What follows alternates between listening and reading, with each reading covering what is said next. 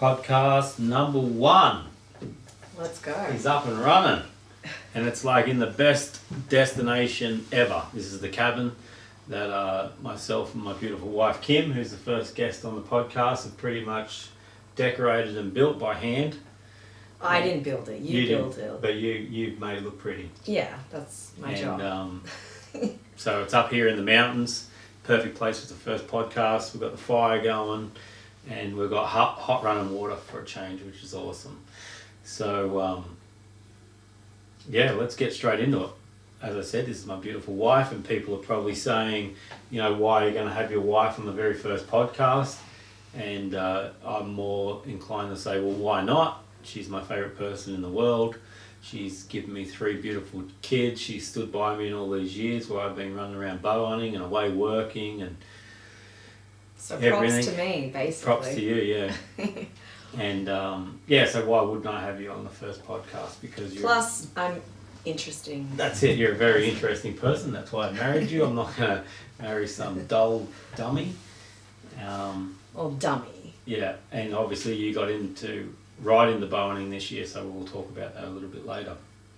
But just a couple of things that you can expect on the podcast. I might as well get this straight out. There will be foul language because Kim's got a pretty dirty mouth and she's passed that on to me, which is really weird because... No. Bullshit. No. You have, because No. I always thought all those years that I was on building sites, like on a building site, the second language is fuck and cunt and shit and poof the bastard fucking and shit like that. Anyway, so all day I'd just hear that, swearing all day. I'd come home back into the house. I didn't swear then. You have did a bad a little memory. bit. No, well, I didn't swear then. I'd come back into the house. You did. And it'd be like, pardon? How was your day today? Very polite, no swear words or anything like that. And you, that's not surrounded by all that swearing, and you're not used to it, would just still be like, fucking, how's your day, doll? No, I don't talk like that. Seriously, no. But, you used to get on the phone, talk to your friends, yeah, be get like, a bit carried away. fuck this fucking cunt, and I used to be like, oh my god, you said the C word. Probably talking about you. But so anyway, what you can expect is a bit of swearing in the podcast because that's how we are naturally, and we're not going to hide that from anyone. You can expect for us to be very straight up. There's no beating around the bush. We like to. We're very spade a spade. Genuine, honest people. Yeah, we definitely. And if are. we like something, we say we like it. If we don't, we don't. Yeah. And if you're just going to listen to the podcast strictly for bow hunting, it's probably not the podcast for you. There will be a lot of bow hunting talk on here, but there will also be talk around just everyday life stuff. Family, relationships, everything, you name it, all the sorts of things that we both enjoy and what we want to talk about. What you won't hear on the podcast is any hate talk or anything like that. We're not about that sort of thing. We don't like promoting anything negative in our family life, in our normal life, around our friends or anything like that. So there might be a little bit of cheekiness. Oh, there'll be cheekiness, sarcasm. but that's different. We're not talking about hate talk. Yeah, no. Being negative towards any group or one person or anything like that. Not. So that'll be a little bit about what the podcast is about and how it's going to run. The big reason why we wanted to do this is so Kim doesn't fall off the chair. I'm sitting on a log that's like this big. It's a bit bigger than that. But and we just want to share and promote the good things in life, or what we believe are the good things in life, and answer a lot of questions for my followers and things like that, because I'm constantly getting asked the same questions over and over again, and I don't mind, but it just sucks that I can't answer them all. I read every single message that I get. I just don't get the chance to answer every message that I get. Don't you feel shit though? I do. Yeah. No, that's right. And that's why I would feel if we can do this, then we can just point people in the right direction. Listen to podcast number 1, and you can go from there. FYI, I'm scared that cushion's going to catch fire. You can go and move it if you like. Okay. Alright, you keep going. Yeah, so one of the biggest questions that I get rolling into the podcast is, how do you get started in bow hunting? And it's the same answer every single time. How do you get started in bow hunting? The answer is, go into a bow shop. You need to get measured up for your draw length. You can't just go and buy any bow off eBay or a store and expect that it's going to be suited to you. So you need to go into a bow shop, a pro shop, and they need to measure your draw length. They need to know if you're left or right-handed, and you probably want to try pulling a few different weights in as well. Everyone wants to jump in the 60, 70 or 80 pound compound bow or a recurve, and it's just not the case. You'll never ever be comfortable with it. So go into a bow shop, they'll measure you up, they'll find out what your draw weight should be. Most adult men start on 60 pounds, but if you have to start on 50 pounds, that's fine. As far as hunting weights, 50, 60, 70, 80 pounds is all excellent for hunting just about every game animal there is. What about female bow hunters or females that want to get into it? What would their sort of average weight be? It really depends on your strength, but there's no use jumping in the 50 pounds because you'll never ever be comfortable with it drawing. That as far as getting right into bow hunting this year. You're better off starting on 30 or 35 or 40 pounds and being able to draw the bow comfortable and work on form and get your form right. And then, then you can increase. So, let's just say you can comfortably draw back a 40 pound bow or a 40 pound bow as a female or as a male. Then buy a bow that ranges from 40 to 50 pounds. Right. So at least as you're getting comfortable with it like you did, you can keep cranking it up. You started off on 40 pounds, and next time you're on, you get comfortable, you're on 43, and then next minute you're all the way out to 50, which is, 50 becomes like drawing like 40, and then your next bow, if you're going to advance, could be 60. Like weight resist, obviously the more poundage, the better, as long as you're comfortable and you can draw that poundage. So why is the greater weight better? So the arrow goes quicker. Just better penetration. Well, not so much the arrow going quicker, because you might start shooting a heavier arrow, but when it hits the animal, there's a lot more force behind it because of the weight in the arrow. So the arrow's not actually going quicker, but there's more poundage and force behind it that it's punching through the animal. Let's just say you hit a rib bone. Like you can't determine whether you're going to hit a rib on the way in or out because you just can't see where a rib is. And the extra poundage will be the thing that pushes past that rib bone and kills the animal quickly and peacefully.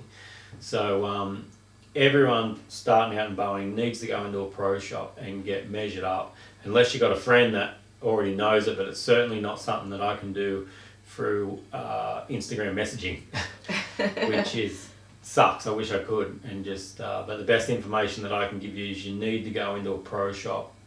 And the other big thing that comes into it is left and right eye dominance. We've spoken about this a bit. You might be right-handed and it feels more comfortable to draw a bow back right-handed, but you're left eye dominant.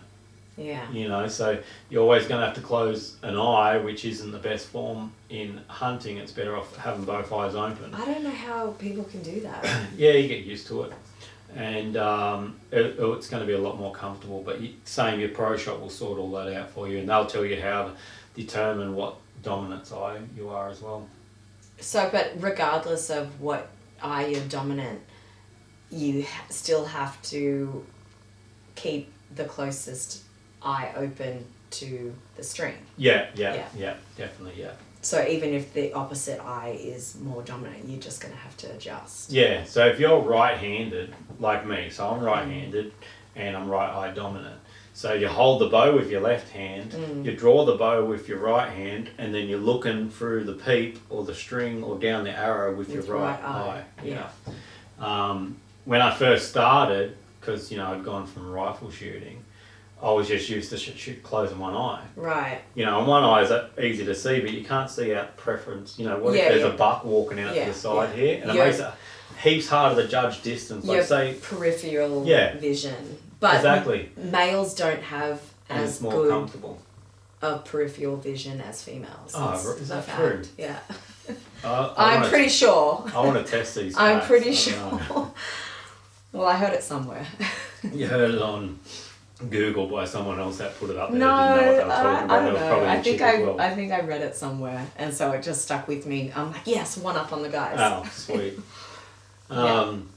Yeah. So get into a bow shop. That's like the big one answered for bloody 20% of the messages that I get.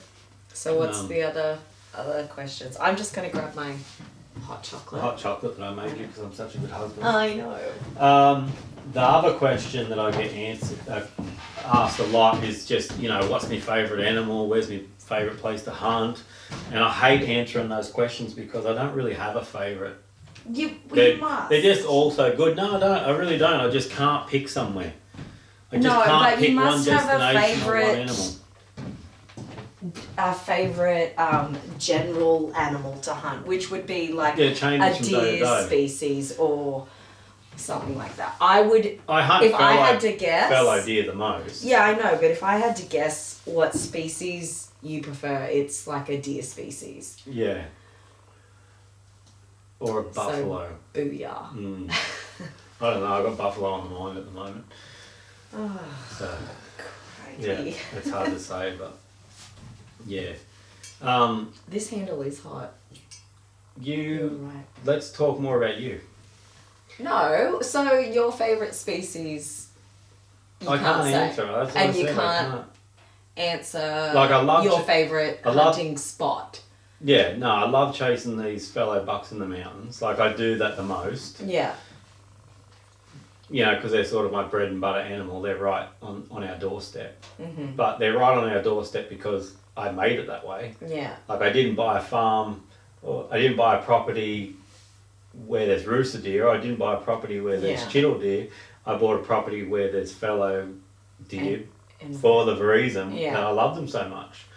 And it's close to where we actually live. Yeah, but besides that, I just fly everywhere I had to go. But I just love the whole season, like all deer drop their antlers and all deer bachelor up, but the way the fallow deer do it, like they're in these massive mountains here, they walk in and out of those mountains every single day, so they're fit as fuck.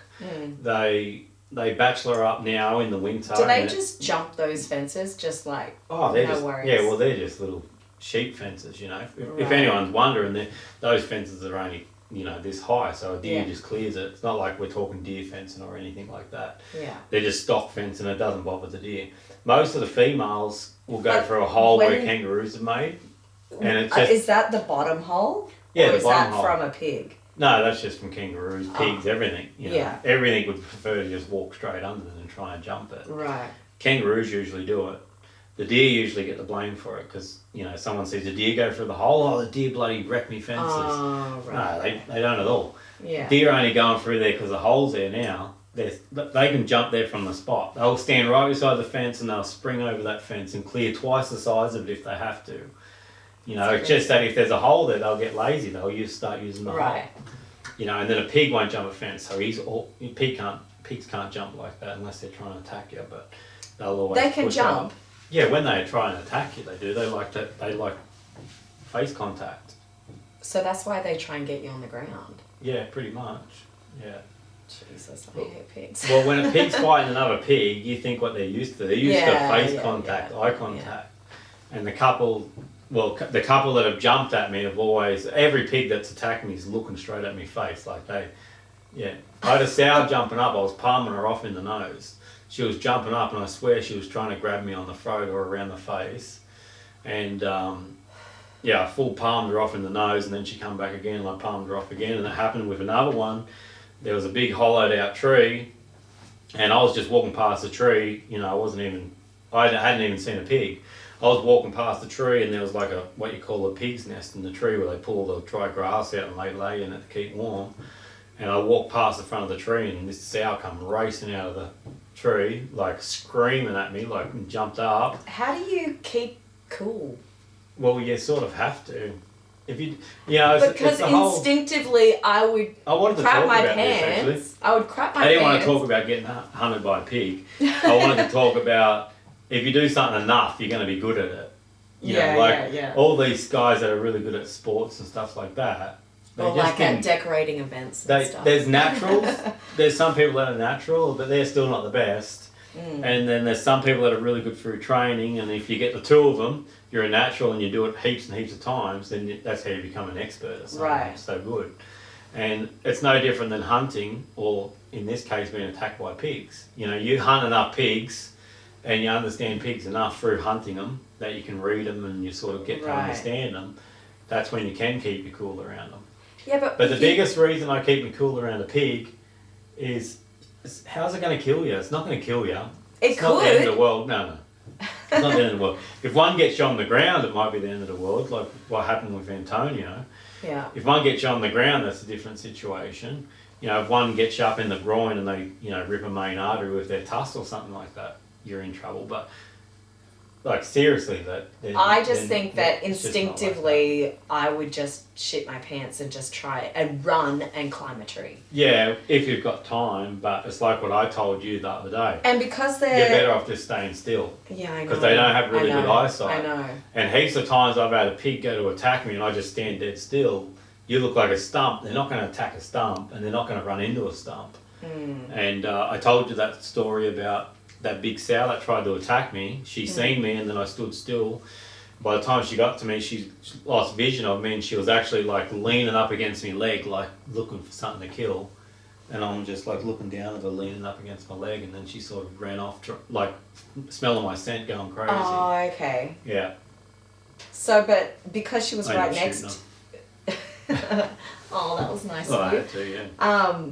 But because she was right next to you, wouldn't that have been the strongest scent? Well, they still can't pick it up like really? that. Yeah. Yeah. And then, you know, I've had a couple of boars attack me. Was that the one that tried to grab you in the neck and stuff like that, or that's a different one? That's a different sow. So how many pigs have attacked you in your old age? 11 or 12. Good times. Well, no pigs ever ripped me. Yeah, no pigs ever ripped me. There was a pig that I shot and he brushed me, like when he ran past me, he brushed me and he left the blood trail on the side of my pants when he brushed me. But it was the same, I just stood dead still and then, yeah.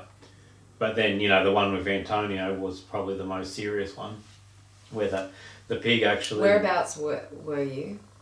Oh, I hunting? can't say because it's a secret hunting spot. But, but in New South Wales? Yeah, it was in New South Wales. It was out in the Channel Country.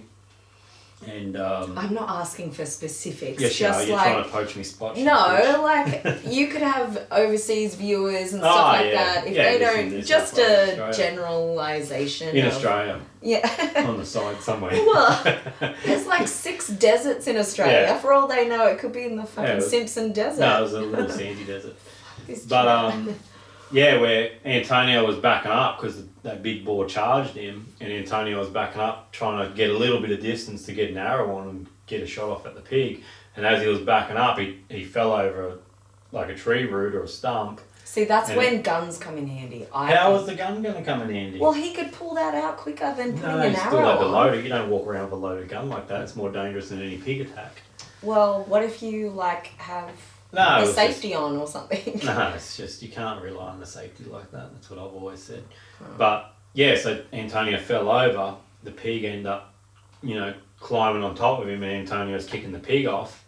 And what was he saying?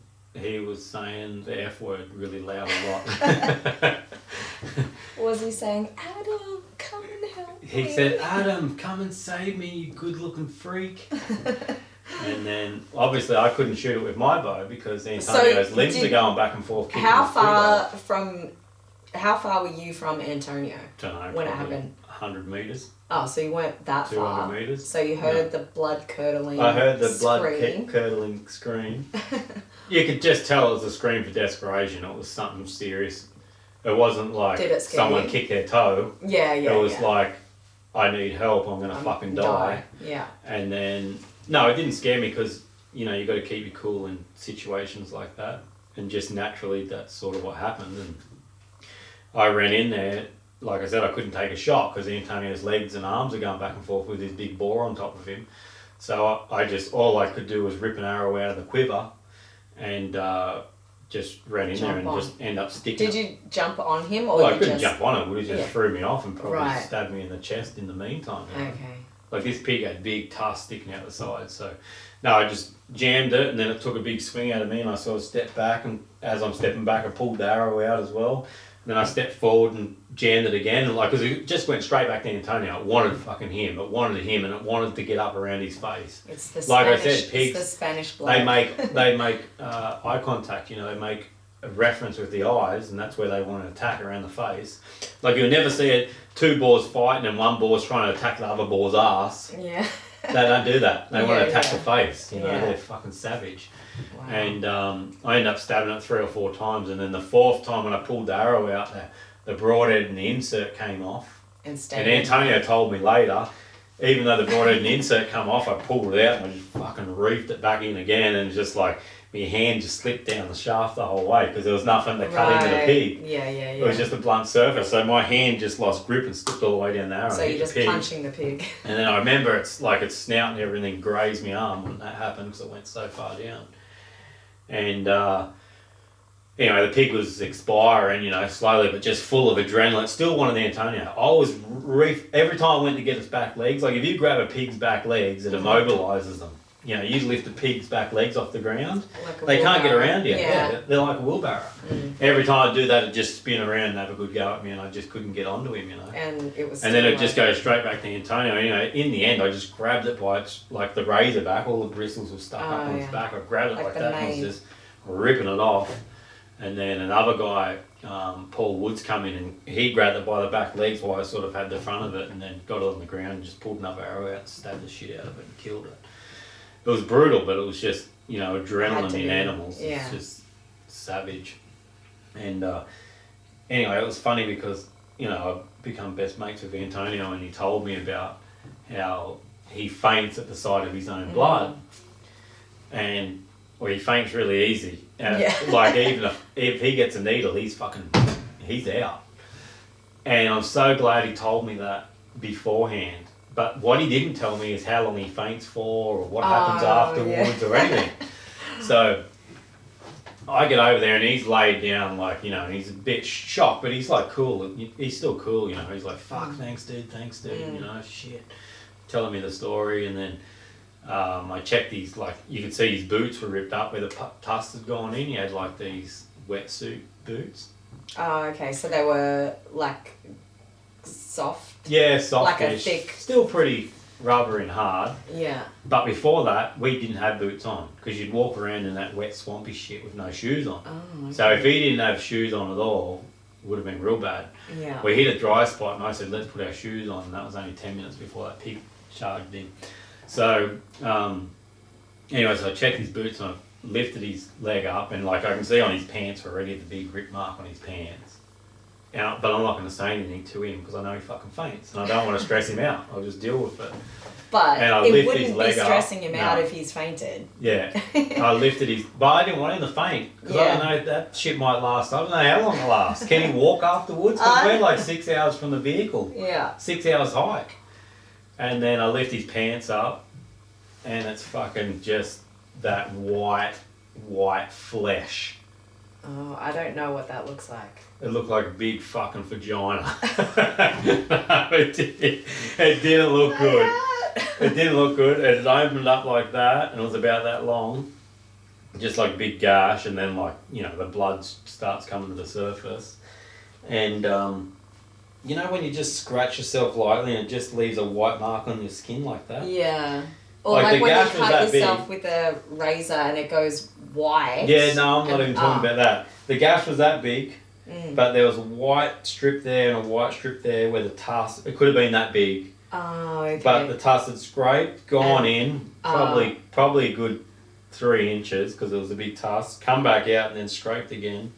And his other shin had scraped on as well. But I'm like, no, it's fine. There's a little scratch here. I'm just going to clean it up for you. Yeah.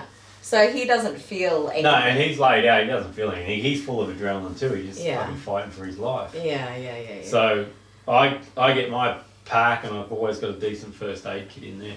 And I get the first aid kit out, And then Paul looks over, and he doesn't know Antonio faints, and Paul looks over and goes, "Holy fuck, look at the size of that gash!" And Antonio's like leans up from a laying down position, looks at it and just goes, fucking just gone out cold. And I'm like, "Paul, fuck." And then so I'm like, well, at least now that he's out, now I'll get in there and do a proper fucking job. Yeah. And so I opened the gash up and I, washed it all out with saline and shit like that. And put some disinfectant on it and betadine and pulled it together, and I had these little butterfly stitches, those ones that stick on. And I fucking stuck it all up, and I just got it all stuck up and the bandage just about all the way done, and he just woke up and he's like, "Oh, how long was I out for?" Like he come together that good, Yeah, how long was it? I don't know, I just said fucking long enough to patch you up. And he's like, "Oh, is it alright?" And then he could look down because it was just a bandage. Yeah. So he was fine. Yeah. But then I'm like, how many times is he going to fucking faint on the way back? Like I said, because it... 6 hours, we just burnt fucking, an hour with this fucking pig attack and shit like that. And there's about 2 hours of daylight left, and there's a fucking 1,000 pigs on this place. You don't want to walk around there during the dark. Right, because you'll fall over a pig. For every 1,000 pigs there is, there's about 2 billion mosquitoes as soon as it gets dark. So awesome. I'm just like, if he keeps fainting, like he's going to bash his head next time he faints or whatever, but he doesn't. Once he faints and he's cleaned, he's all right. Anyway, we got back to the vehicle, and then, when you can get staph infection and gangrene and shit like that from pigs, especially out there. Oh, I don't know what you can get from them. They eat meat out there. Oh, so they're dirty. And it's called, is it called marron when it's rotting meat? Yeah, I think so. Yeah, so if you shoot, let's just say you shot a wild goat out there, they wouldn't eat the goat straight away, they'd let it rot and then they eat it once it's rotting. Like you've seen that up here in the mountains with those pigs ripping that deer apart. No. Remember when you climbed up the tree? Those pigs that were all fighting over a dead but I carcass. couldn't see what they were doing. Like it was just not nice. But anyway, like I said, I cleaned it up really well, and then, we spoke about it because the hospital was, I think the nearest hospital was an 8-hour drive from where we were. Like it was way out in the middle of the sticks. So, and I said, "Mate, do you want to go to the hospital or not?" Yeah. But secretly I was like, "Fuck, I hope he doesn't want to go. I want to just keep." Yeah, but what about like tetanus or something? Yeah, well, I think he'd had tetanus shots not so long ago. Anyway, he hunted out the rest of the trip, which was fucking champion effort. Champion effort for someone that faints their own blood. And he hunted out the rest of that trip, and no shit, so many fucking pigs wanted to attack us in that trip, and that's how Antonio got the name, like fucking the pig attractant. Because fucking, all the pigs want to kill the wog. Yeah. And and even pigs that I would shoot would fucking run towards Antonio cranky. And legit. He got treated. Oh, no shit, legit. No shit, legit. Need to put that on a shirt. Too legit. But anyway, I didn't even know how that just come up. But that's crazy. He was the champion, but yeah. So how's Antonio now with pigs? Shit scared of them like you, but you haven't even had one attack you yet, and you're shit scared of them. Yeah, because of all this crap. The best thing you can do... Because they're not very high, so you can't see them in all that tussock grass. If you're hunting, you can see them. You're looking for them. Yeah, I know. The best thing you can do... But I'm scared that they're laying down asleep, and I'm going to, fall on top of them, and they're going to kill me. They're not going to kill you, and you're not going to fall on top of them. But you could wake one up asleep, because they pull those beds. They make those beds out of all the dry grass. Remember how cranky I get if I'm woken up? That's what I'm imagining. Yeah. A pig to be. Yeah, probably. Probably worse. They do. They get cranky when you wake them up. Big boars do. Yeah. But I had the same talk with Antonio, and it sort of backfired. But has it ever worked for him to stay still and no, because he won't stay still. They've got him bluffed, so he fucking runs off. They see him run, and then they chase him. Okay. I told you that when we're up the mountains, and the sow attacked him. Yeah. A sow come racing out of a fucking wombat hole and attacked him, and he ended up smashing his camera over its head. He ended up smashing his bow over its head, and then it was hilarious because it was only a little sow, and then he worked out that he could just manhandle this sow and end up flipping her on the ground and end up killing her. But it was hilarious because I'm down the bottom of the hill. I just shot a massive big boar, and I'm down the bottom of the hill and I hear the same blood curdling scream again. Help! Fucking help! Help me! And I'm like, fucking what? And like, I nearly gave myself a heart attack because that's how hard I started sprinting up the hill. Yeah. You know, like thinking I had to get up there. And then I hear, it's okay! It's okay! And I'm like, fucking fuck, what? And then, so I go to my boar, I shot my boar and it died. I go to my boar and like big tusky boar too, that's pretty cool. And then I walk up the hill and like, here's his camera like fucking on the ground there with blood and dirt all over it. There's all broken arrows sitting over there. There's his bow there, and he's on the ground here, like fucking just leaning back, like fucking puffing and shit. And then there's his dead sow, and I'm like, "What's going on?" He's like, "Fucking, she attacked me." She attacked me, and I'm like, "Why don't you just kick it? Look at the size of it, dude. Like, what's it gonna do to you? It doesn't have big tusks. They don't have sharp teeth, unless it's a boar. They don't have sharp teeth. So a sow can literally do nothing. Do nothing. You just kick it. Do nothing. But they had him that bluffed, right? And for good reason, because he's been attacked that many times now. Yeah. They had him. She had him that bluffed that she probably looked like fucking Godzilla. And but anyway. That was funny because he'd broken all of his arrows. I think he had 2 good arrows left. Yeah. And then we're hunting deer. We're not even hunting pigs. We're hunting deer and walking across the mountain. And you just hear all these boars fighting flat out. Like when a sow comes on heat season, like heat, they'll bring boars in a couple of times a year. Okay. They'll bring boars in from all over the district, everywhere. You know, they come in and boars don't get along. Is that when they're primarily hunted? Or when they're strong in numbers? No, just whenever. So there's no certain time of the year where they're... Winter's usually good now for pigs. Like that's why I've been shooting a couple lately. But, it's just because the boars are coming out because of the sows are on heat. But anyway, boars, a big mature boar is a lone animal. When something's used to being alone, usually means they don't fucking get along with anything. That's one of the candles burning out. Oh, okay. They usually don't get along. So when all these big boars come together, naturally they don't get along as it is. Plus now there's a sow on heat and they all want the sow on heat and they fight. That's just part of the mating. Have you seen fights? Oh, heaps of times. Tons of times. Is it like UFC style? But fucking heaps better than UFC. And anyway, so there's all these boars in there fighting, and then Antonio's like, I've got 2 arrows. You have them, like he's pretending that he's doing me a favour, You have them. And I'm like, yeah, anyway, I took them because I was down. I think I'd shot a fox and I'd shot maybe a pig or 2 already. And I go in there and I just go in on this, I stalk in there and I'm like right at the sow and there's just like all these big boars walking around me. I didn't even move position. I just stood in this one position and just smacked one pig, smacked another pig, like shooting all these big boars. Like they're all running and scattering and dying, They were all good kills. And I look back and Antonio's up in this fucking tree, like an old log like tree, up in the air, standing up on this tree like... And I'm like, it's all good, dude. I got them all, and then I walked over and I was just... I was dragging them all into a pile, together. So I'm walking around, dragging them, following the blood up, grabbing another one, dragging it. And he's still standing on this log, and I'm like, come down, like they're all gone. They all ran off, the ones that I didn't kill, the ones that I didn't shoot, which was a sow and a couple of young boars there. And so he hops down from the tree and he walks onto this other log that's not quite as high off the ground. And I'm following a blood trail and it's going right back around to where he is. And he's like, what are you doing? And I'm like, I'm just following, there's a blood trail here of one of these big boars that I shot. And he's like, what? And then he's shitting himself because he's like, fuck, one of these pigs has run back towards him. Maybe it's wounded and it's not dead. So he runs back and climbs up the fucking bigger tree to get a bit more height. Anyway, the pig was just dead there in the grass and I dragged it back out. I walk down the hill and I'm like, dude, you've fucking got to get over it. You've got to get over it. Like, it's fully got your bluff. How many arrows did you have left? I think I had 2 arrows left at that point, and they were both the ones that he gave me. Right.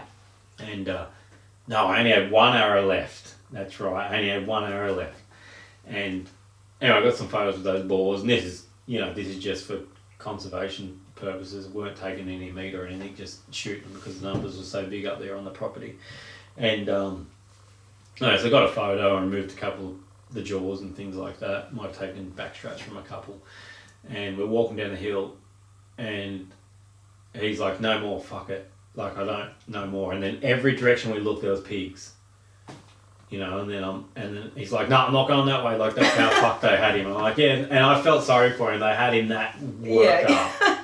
I feel sorry for him. And I'm like, and I was like, couldn't believe it. Like, I was burning hard. Like, to go out and see pigs like that, it's freaking Bowhunter's dream, you know.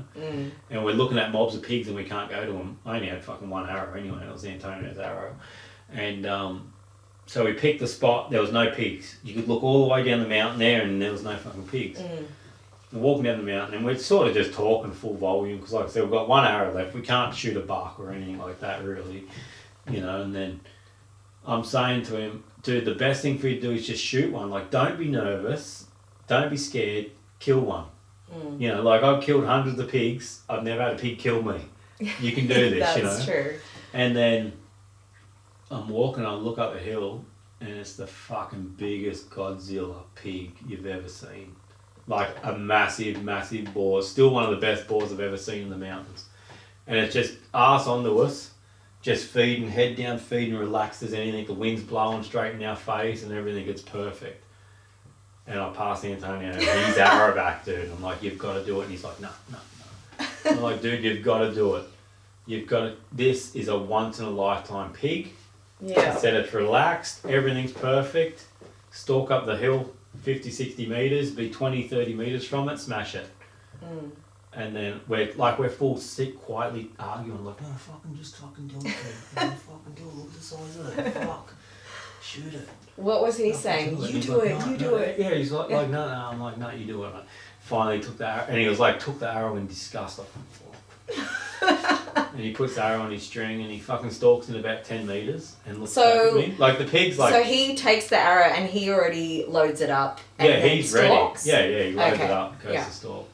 And then... I just want to figure out how to technically do it. Yeah, go. Oh, you're ready from the get-go. Unless it's dangerous country where you're going to slip over and maybe fall on your own arrow. You never have an arrow on in that situation. Yeah. But it's not a bad stalk, just a gradual stalk. You know, so was it on the side of a hill? Yeah, it was on the side of the hill. And he stalks like 10 metres and looks back at me like, for the okay to shoot it from here. And I'm like, fucking... No, I say under my breath, I don't think you heard me, fucking pussy. Just like waved him on. I'm like waving him on, keep going. He stalks another 10 metres. Like, you're still 60 metres from this thing, you know. You shoot most pigs from 10 to 20 metres. Right. Fucking wave him on. He stalks in a little bit more, he looks back at me, and I fucking wave him on again. Like, fucking get in there. Like, everything's perfect. The wind and everything. And the pig still isn't sus? No, not sus at all. Antonio's a good shot, so he probably could have shot from back there. But he gets to 40 metres, doesn't even look back at me. He's like, because he knows I'll fucking wave him in again. Yeah. Stop being a pussy. So he doesn't even look at me this time. He just lifts his bow up, goes to draw. This pig's got its head down, feeding in the opposite direction. The wind's perfect. As he's drawing, this fucking pig just lifts its head, turns down the hill, and it's like a fucking chunk of pig. Turns down the hill and just looks at Antonio, fucking bolts at him like I don't know how it happened. Was the pig like slightly looking to the side and watching him or what? And you just see Antonio turn. He looks straight at me. He throws his bow and he goes, "Fuck bow hunting!" And I can still see it in slow mo. Like, he's such fucking big and lanky leg. Like, he takes about 3 metres of fucking stride, and I can just see him in slow mo still. Fuck bow hunting, and. The pig veered off. Like, the pig come to about 10 metres from him and then veered off because Antonio's like hauling ass as well. And I'm just standing there dead still, just shaking my head, and I'm like, what the fuck are you doing? And I'll never forget it because he's on a slope like that. There was a massive big briar bush there just below me. I don't know what that is. A big spiky bush, like a big thorny bush. Okay. And just below me. He jumped off the fucking mountain. And I'm not shitting you, he jumped so far and so high that he actually landed on top of the briar bush and then fucking fell through it. And he's like, "Where is it?" And I'm like, "Dude, it turned off 20 metres ago." Like, it's all good, but... Because I'm just like... Because I was pissed off, because when he threw his bow, it looked like his arrow was going to fucking stab him. You know, I'm like, dude, you're going to hurt yourself. But secretly I was thinking, fuck, that pig really wanted him. So what happened to the pig? It ran away. Oh, so It's gone no, forever. it's still... No, still it's roaming still around the bush looking for getting- Antonio. Still getting bigger. I could so, seriously was do he a full alright? podcast talking about Antonio Okay. pig attacks. That's 2 of about 12 attacks. No, that's 3 of 12 attacks that's happened on the dude. Anyway, we'll stop it there because we've got other shit to get through. But what I was getting at, Oh, yeah. I need a drink of this. What I was getting at was, I think it was this morning or maybe last night when you were cooking dinner, Yeah. how, and bowening does this to you, or just hunting for your own food does this to you. Because you were saying, I wish there was more information. It was last night when we were eating dinner. Yeah, if you buy a packet of meat from the supermarket or you go to the butcher's, if there was more information on the animal. I'm like curious to know. Yeah, and you know what's done where that? it's come from. Hunting and providing for yourself. When was it shot or killed Yeah, or so whatever? we were eating kangaroo last night, which is bought from the store. And you wanted to know if it was a male or a female, like a buck or a doe. Yeah. You know, sort of roughly what age it was. Where it was from. Yeah. Is it wild kangaroo? Yeah. Is it wild kangaroo that's been culled and then put into the package? Or is it farmed kangaroo? Because they do that in Australia in a few places now, where they farm the kangaroos. For meat. So... Yeah, it's just information that I want to know. And where's it come from? Yeah. And when it was shot or killed or whatever. And I think a big part of that is... I don't know how long it takes from being killed. Yeah, so you don't want to know the expiry date. You want to know the date that the kangaroo was harvested or killed. Exactly. For a better word. Yeah. Yeah. And I think it's interesting to know if it was 2 weeks ago or a week ago or whenever. Yeah, and I said that some people wouldn't be able to stomach that because they don't want to know. They like to be... Well, I think that if they did have that information, it would take some of the sensitivity out of... Like people actually going, oh, this actually was alive. It doesn't just present itself dead or like meat. Yeah. Do you know what I mean? Yeah, and if people can't stomach that, then they need to become vegetarians. Exactly. Because a lot of people, I think, that eat meat, just mindlessly. Oh, they do. They eat meat and then they go, Adam, your husband's a fucking brute because he killed a deer. Adam? My name's Kim. No, you. Adam. Your husband, Adam, is a brute because he killed a deer. Yeah. You know what I mean? Like that's or a because bear or... It's like the packaging. Some of the packaging is so colourful and friendly now, right? Or it's so grass-fed, organic, you know, and you just basically think, oh, it's a vegetable. Yeah, exactly. It's grass-fed. You were making fun of me. Grass-fed just means it's in a paddock eating grass. Yeah, I know. And we had this conversation on the drive up here as well. About chickens. Whereas, there's grain-fed and there's grass-fed. Grain-fed's usually fed in, stalls, and they feed them in... they're basically fed in a trough. Yeah. Grain, you know. Yeah. They don't obviously have the acreage.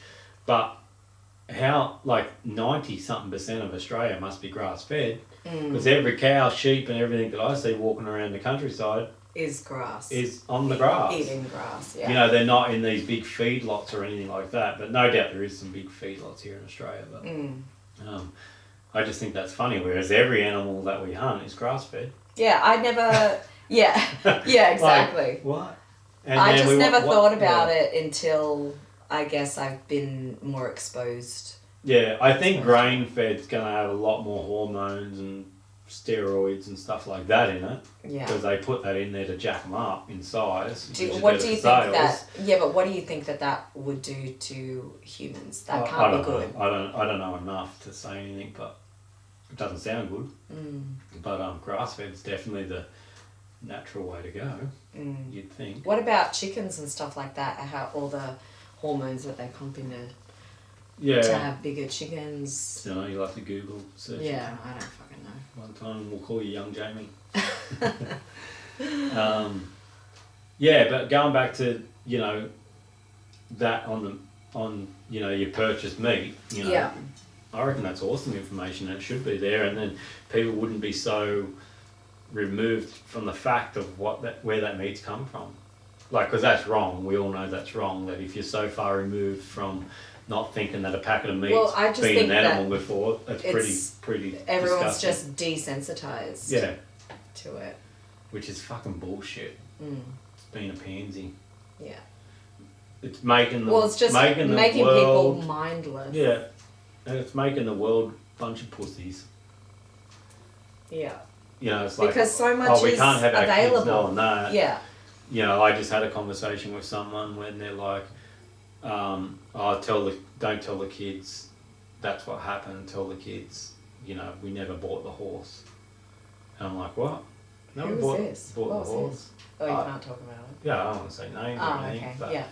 you know, or, you know, like, you know, just tell the kids the sheep never had lambs because they died. No, that's part of life. Yeah. The sheep did have a lamb, but it was killed because a fucking fox ate it when it was first born. Yeah. Like, I don't believe when we were in the car kids coming like that. back, we were coming back from the farm like not that long ago, or we were driving somewhere and we were all in the car and we were talking about the cows, that one of them's pregnant. Yeah. And the kids were all like, oh my god, it's so exciting. Oh, yeah. And it's so cute and da-da-da-da-da. We're going to have a pet cow. We're going to have a pet cow and it's... And we're like, well, you can call it a pet if you want. You can still be friendly with it, but just know one day it's going to be slaughtered and we're going to eat it. Yeah. And then Aaliyah's like, no, the other ones though.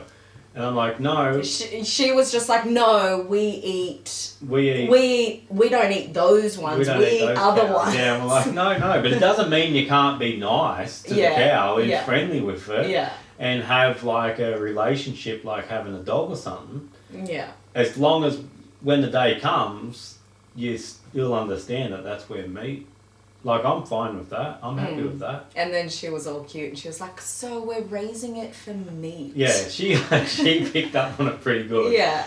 We're like, for meat. yes. That's right, we are. Because that's what it is. That's normal.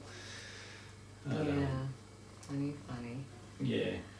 But kids just keep it real, don't you think? Oh, totally. They're just the most honest, refreshing little things ever. Yeah. Oh, I love them. I love them to death. I like them a little bit. No, we I like love them right now. Because they're we're up the here. farm chilling by ourselves for a full week. Well, this is the first time we've been by ourselves since September. Is it really? Yeah. It's insane. I know. It's nearly a year. Yeah. 10 months. Yeah, we've got our own little paradise here now. I know. I was thinking today, I was actually going to do a Insta story on it, and I'm like, I'll just save it for the podcast. And, you know, it was about, you know, finding the things that you really enjoy. Like me or you? Oh, both of us. Or just either of us. Oh, okay. You know, like you really enjoy styling and you do it, so you do it. You found your thing and you do it. Yeah. And then... Well, it's nearly like I actually can't help myself. Yeah. Like, it's just like... But there's an enjoyment there and a soothingness to it. It's just like a Yeah. And that's what I was doing today. I was working, I was building, I was putting that tin and that wood together. And it's like not it could be very unenjoyable work, but it's not. There's something really soothing about it. And I was like, I'm so glad that I've found this. It's for yourself as well. Yeah.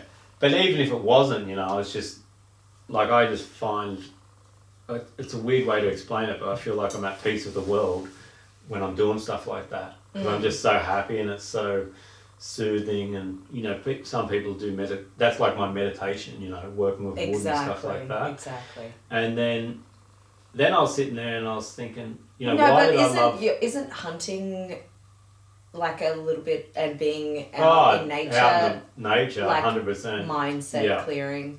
Massively. And that's what I find. And that's the whole drawcard for me. Particularly if you're spending a night out there. I don't know what it is, you know, but if you just go for a day walk, it's like, you know, you've got to go from point A to point B. But when you get up there and you've got to stay there for the night and you're sleeping in a little tent or a little sleeping bag or something like that, and there's like, the only noise around you is like all natural noise, you know, like crickets and... I went to sleep without any extra noise last night. Oh my gosh. I must have been really tired. You must have been. But, yeah, it's just a soothing point. And then I started thinking about, because that's another question that a lot of people ask me, and we'll get to that later. You know, what I do for work or what I used to do for work. But I was even thinking, even when it wasn't stuff for myself, you know, whether it was building a fence for someone else or doing landscaping or concreting for someone else, because I knew that I was going to have to do that in life, I just made myself love it. Because then I was thinking about, there was a point when I used to hate walking the hills, the mountains. I remember. I used to hate walking the mountains. I used to dread it. Because it was just so hard to get from the bottom to the top. You know, like the big steep shit. You know, as you know, I've always been in good physical health. But it was still hard to go from the bottom to the top. Maybe not so physical, but even mentally, you know, like so fucking far up there, you know, and I've got to go there. Because I like hunting so much, I want to see what's up there, so you go there. Yeah. And then, besides but do you think being that fitter, you, as you get older, you get mentally stronger to be more capable to push yourself further, as when you were younger, you're just like, oh, fuck this shit. And it's just training, and not physical training as such, but training your mind, and, you know, this is what's going to happen, this is what you've got to do, so you might as well love it. But then I just started thinking about, if you've got that attitude of, I'm doing this isn't just a one-off, I'm going to do this all the time, so you might as well learn to love it, to now, and I can't think of how far I've come, but to now it's not even a thought. Like, it's not even part of the thought process. There's not even a thought like, fuck, I've got to walk all the way up there. Yeah, you just... I just do it. You're just like, I want to go there. I want to go there, I'm going there. And it might be the next 2 valleys over, so there's 2 massive big ridges in between, and you just go there and you just do it. And I was thinking how I made myself love it. Oh, fuck, I've got to go all the way back? No. See, that's what I think about. I hardly ever walk the same route So the back. furthest I go, I'm just like, fuck, I've got to do that all the way back. Yeah, I just worry about that at the time. And then when the time comes, I don't worry about it, so it's all good. Right. And then I started thinking, I applied the same thing to work, you know, where, like, even when I was away all those years in the Pilbara, you know, like, the Pilbara's like Western Australia, up north, for anyone that doesn't know the region. It's very, very remote, it's very hot. It's like a patch of land that God wasn't planning on anyone ever going to, so he made it really hot and desolate, and that's where all the iron ore is in Australia, so there's heaps of work there. But, so I'd go away from home, and I started thinking, like, this isn't just for a week or a day, this is me possibly forever, so you might as well love it. You might as well learn to love it. Yes, you're away from your family, that sucks, that will always suck, you know. And yes, it's hard work, and yes, it's hot and uncomfortable, and, you know, you're away from all your luxuries in life. So it's like you get you try to make yourself comfortable in an uncomfortable situation. Yeah, and it's just like, you know, you hear people whinging about their job and shit like that. Well, fucking learn to love it, or go and get a different job. Yeah. But I can tell you now, fencing and construction work, you know, where it's friggin', you know, most of the audience is American, so we'll say this in the Fahrenheit, where it's like 120, 130 degrees, that's never going to be enjoyable. Yeah. Unless you make it. Unless you change your mindset, you know, and then... So I got to the point where I'd love going to work. Not love going to work because I'm leaving you. Yeah. Or love work because it's hard. Love work because I made myself love work. Right. You know, and that's what I was thinking about, you know, there's so many people whinging, and especially this month there seems to be so many fucking whingers, no one's got anything good enough and shit like that. And I'm just like, it's not the way to live your life. Like, I'm not hating on anyone right now. I'm just saying, I'm just trying to help these people be happier in life. And you're never going to be happy if you're tearing someone else down. No, that's right. But, you know, just be grateful for what you do fucking have. Yeah. No, exactly. And if it's a shitty job in the Pilbara, pouring concrete under the blistering sun, learn to love it. Yeah, you know, see the positives in it. And I used to. In the end, I used to think these are the best jobs in Australia, maybe the world. It's awesome physical work. Like, people are paying to go to the gym. I'm like at the gym friggin' every single day doing this hard physical work. I'm in the outdoors, and I kept finding beauty in everything up there, like the landscape, the country. I'd go photographing after work. Some destinations I'd go hunting after work. Some destinations I'd go fishing after work. I'd find something that was good, And I was also thinking whenever there wasn't something good and I just needed something to look forward to, you know, I'd have a hunting trip planned or something with you and the kids, or, you know, just because I was working away, just being able to get home. And I was just thinking that you've just got to learn to love things. You've just got to learn to love whatever you've got. So is that what it is with us? You've just learned to love me? I've been very lucky in that instance. I don't have to learn to love you, I just love you, find out. So, yeah, that was pretty good. And then, so this sort of keeps rolling on. P.S. I just have to say, Adam's had an annoying cough for 2 months. Part of my so life now. all the time he keeps having to clear his voice. Do I? I don't even notice that I'm You doing don't it. notice that you're doing it, but I notice that you do it. Yeah. So the last bit was like making yourself love something, in a sense. If that's what you got, and that's what you're going to have, and you're not going to change accept it. Accept it and learn Instead to love of it. complaining. My work, it's probably not exactly what I wanted to do. Right now, I'd never ever do anything else, because once you know something and you're so good at something as well, not blowing my own trumpet, when you're so good at something, it becomes easy, and then you do love it. Yeah, you know what I mean? And that's what work becomes. And then... Yeah, but did you find yourself stagnant because it was so easy for you? No, definitely not. No, because... Like as in you weren't being challenged? No, because as it got easier, I just made everything go faster. Oh, and that's how you make better money. Yeah. When you're on contracts like that, on big construction jobs and things like that, obviously the faster you get through it, as long as the quality is still right up there where it's supposed to be, the faster you get through it, the faster you move on to the next job. Right. So instead of fitting 30 jobs in a year because you've become faster, you start fitting 45 jobs in a year. You know, so basically massive. the challenge is the growth part. Yeah, the growth part. And then... Yeah, it's a funny way of saying things as well, because it's, you know, it sounds like you're blowing your own trumpet, which I friggin' hate. But the pride in your work's probably a better word, is having a lot of pride in your work makes it go better as well, because then you look back on a job and being like, fuck, wow, I built that. Ass. That's awesome. Yeah. The client's stoked, the client's so happy, you know. Yeah. And then that helps you love things as well and just get through life. And then so the other thing where that rolled onto was there's reward in sacrifice, you know, and the worst sacrifice is family time and stuff like that. Like I basically... Because you can't ever get it That's back. right. I felt like I hardly was with Hunter when he grew up, you know, our eldest son, because I was so busy working away to make sure that we had money to have a good life, you know, and money ain't shit unless you want certain things out of life. Yeah. You know, me and you wanted a nice house, and, you know, now I've got the farm and things like that. So if you want things like a nice car or a nice house, then money ain't shit. Yeah. It's money. And it's not important to get somewhere, and, you know, and the only way to make money that I know of is work your ass off. Yeah, exactly. You know. So when, you know, over the years, I've heard people say, "Oh, you're so lucky. You're so lucky." No. I hate that. Yeah. I hate that. We aren't lucky. So it wasn't just like, there you go. That's what I'm like. We used to be poor. Yeah. Like, have no car. We used to catch the fucking bus.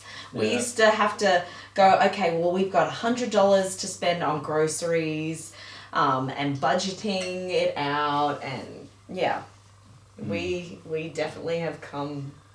And there was a lot of sacrifice in that, because we were dead broke, and then we moved from... Our favourite pastime when we were poor was, oh, we've got $10, let's put it in the car, the shit box that we had at the time. Yeah. Let's that we ended up affording. What? Like, we never had a car, and then we finally afforded the car, and then we had to afford a little bit of petrol to go anywhere. But that was like, oh, it's Sunday. What should we do? Oh, let's go for a drive. Let's put $10 in petrol in the car. And by no means are we rich now, but we're a lot better off. We're comfortable. Yeah. And the money that we have, we try and make it go towards things that we really enjoy in life and things like that. Yeah. Like this, you know, like. But one of the reasons why the cabin is also all recycled, like if any of you guys that follow me will know the whole cabin story. It's not a hut, it's a cabin. The cabin is like about 98% recycled material. It didn't cost anything.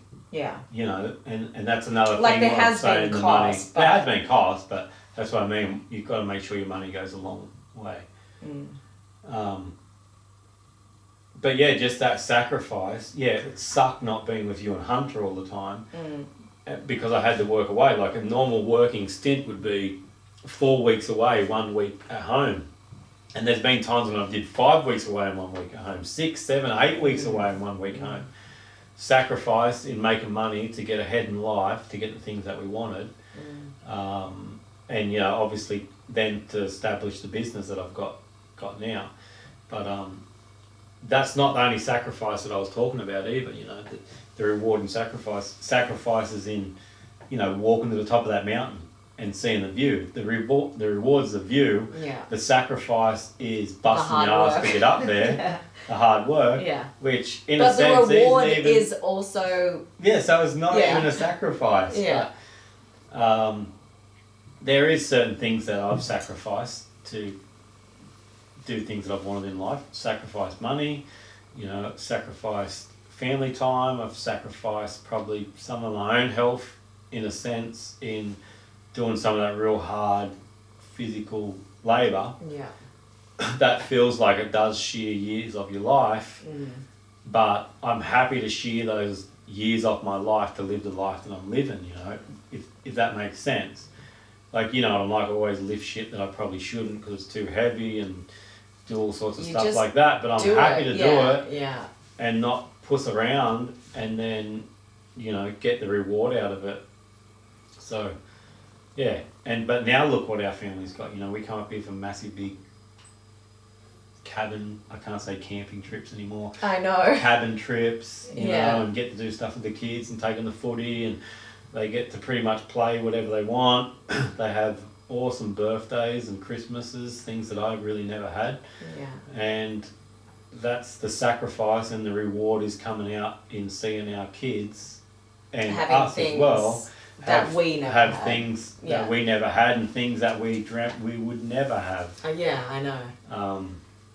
So yeah, there's definitely a reward and sacrifice. So basically, in summarizing, summing it up, you've got to work your ass off. Yeah, exactly. You've got to work your ass off. There's no handouts. Like I've found that there's no handouts in life. No. Shit that's too cheap, right? Shit that's too cheap is either stolen, shit, or too good to be true. Yeah. Yep. Handouts are exactly the same. They're too good to be true. They either come back and bite you in the ass, or they want something, or they're shit, or they want something in return. Yeah. There's no handouts in life, you know, and that's why I'll never ever really listen or give an ear to these people sooking about some shit. You know, like everyone's had to work their way up, unless you've been given some crazy amount of money, which you'll probably never ever appreciate. You know, whereas. Like heaps of people, when I was busting my ass at work, a lot of people used to say, you should try and work smarter. No, I know busting my ass, and I know busting my ass and earning me money, I sleep good at night because I've gone out and earned my coin, you know what I mean? Right. And that's why I've always been happy to bust my ass.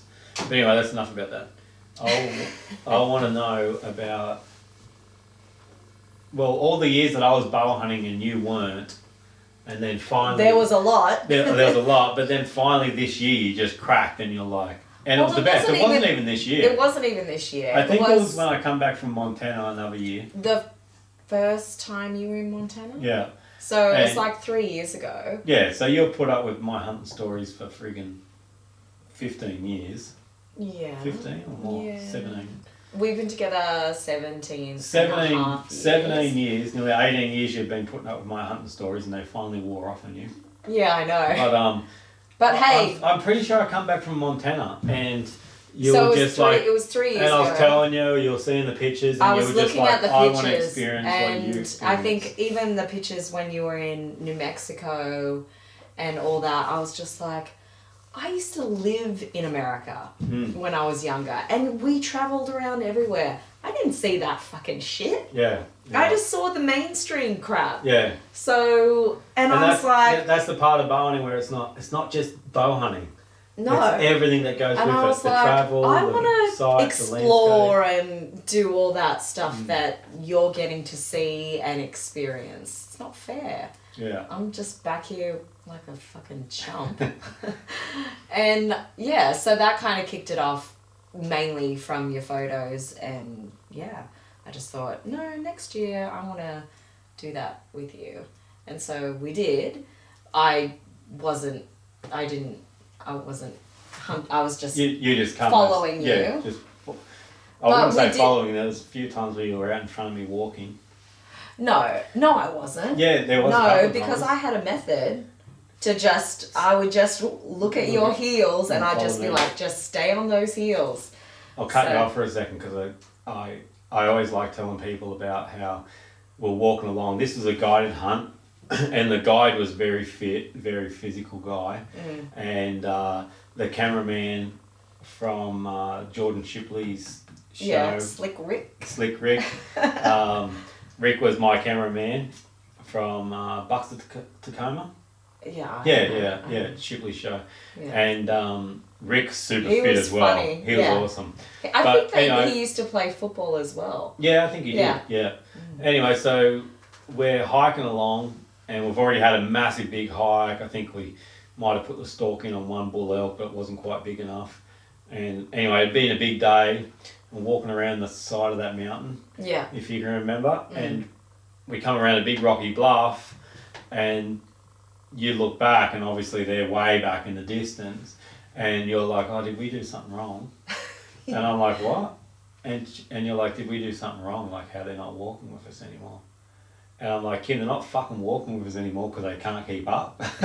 And I just kept thinking, because, I've always said to you that, like, Shane Dorian and like Cameron Haynes have been the only sort of two bowhunters that keep up with me when I'm in the mountains running around, and then you come along, and then because you do the same thing as well, and then but it was funny, we hadn't done anything wrong, they just couldn't keep up, and it wasn't deliberate, it wasn't like we're gonna fucking beat them back, it was just like, no, we'll just go at a pace, and which is if there's no game around, the pace is pretty fast.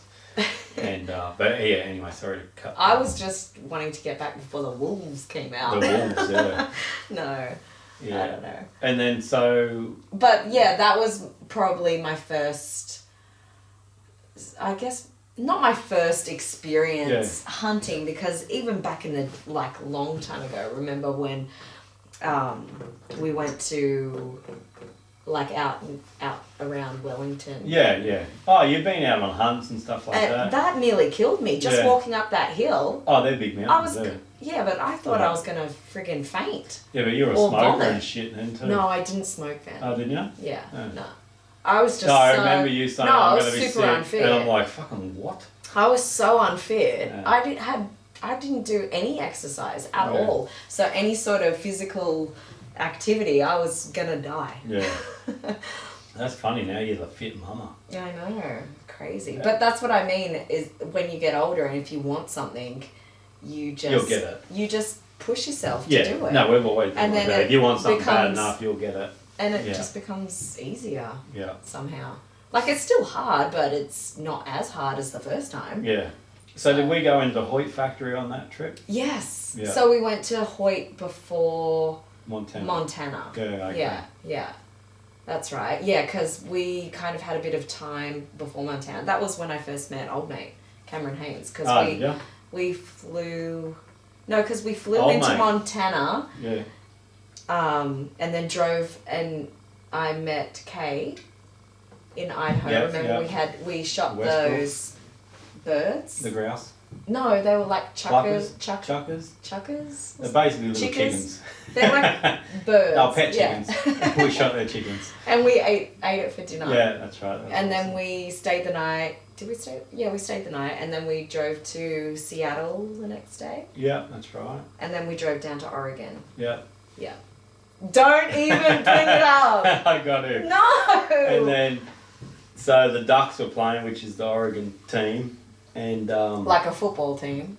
Yeah. Yeah. And then what town were we going to? We were at the hotel. What town were we going to Eugene. in Oregon? Oh, Eugene. Yeah. Okay. And then the dude's like, Home of the Ducks? Home of the Ducks. Or something, something about ducks. Something about the Ducks. Yeah. And he was talking obviously about the team, the sporting team. And Kim's like, I love ducks. And I'm like, I'm a husband, and she's right in front of me. She's saying she wants to love the duck. No. And then the dude's face was like, he didn't know what to say. He didn't know what to say except for, and he then was I was thinking, like, you slut. I was like, is that a sporting team? I'm talking about the food. On, but it was duck. a real awkward moment Yeah. for both me and the dude behind the counter. It wasn't awkward for me. I just felt like a dummy. No, it was alright. Who gives a shit? Anyway. And then, so anyway, we end up getting to the Hoyt factory, and then Mike Lupa, probably the nicest person in the universe. Oh my god. Well, the whole of Hoyt is so nice. So nice. Yeah, so Mike messaged you up for a bow. Yeah, that was cool. And when we got there, it said Team Greentree. Yeah. And I was like, oh, we're kind of a big deal. That's me. That was pretty funny. And then, those people over there know how to treat people. And then they gave me my first bow. Yeah, and then you got your first bow. And we went to Montana. Yeah. From there. And then... And I just followed you around for a couple of days. Yeah. But we struggled we struggled to get you shooting with your bow because it was so hard to find time for you to practice. Remember that? No, because I had to wait for the bits and pieces on the side and all that. But still, I think the timing was real bad. I think all the deer had shed their the first time I ever shot that bow, so that was back in like September-ish. First time I ever shot it was April the next year. Yeah. Or March, April. Yeah. And that was up here. Yeah. And now let's fast forward a little bit. And then the next time I shot it was April this year. Yeah. So I've only So let's fast forward to April this year and tell us about your rut, your first, because that's your first hunt. That's technically my first proper hunt with my bow. So the first April we went out, and then that's not funny. Really. I'm like, let's fast forward to this April.